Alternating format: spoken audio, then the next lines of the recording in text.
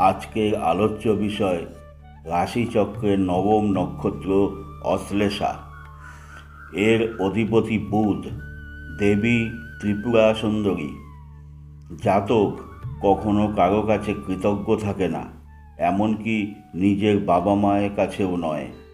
বাইরে সহানুভূতি এবং সহমর্মিতার ভান করলেও ভেতরে দয়া মায়া কোনো ব্যাপার নেই। সুবক্তা হিসাবে কোনো তুলনা হয় না।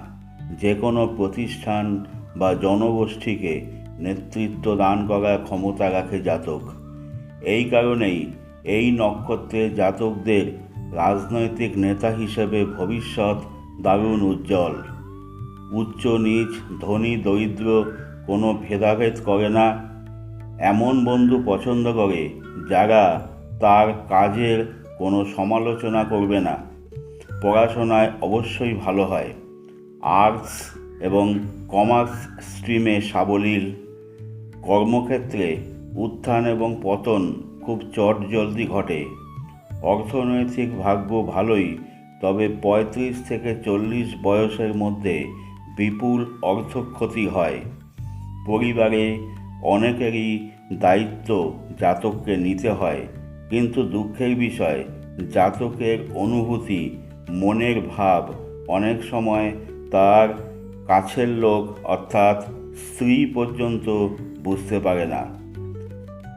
এই নক্ষত্রের স্ত্রী জাতিকারা হয় আত্মসংযমী, উন্নত নীতিবোধ সম্পন্না। কথার যুক্তিতে এনাদের সাথে এঁটে ওঠা খুবই মুশকিল। লিগ্যাল প্রফেশনটা ভালো আসে। হাউসওয়াইফ হিসেবেও এরা আইডিয়াল। এদের সম্ভাব্য রোগ ব্যাধি joint pain, dropsy, jaundice, digestive problems, hysteria, মৃগী জাতীয় রোগ, হাত পা ফোলা, পেটে জল জমা বা ইডিমা জাতীয় রোগ।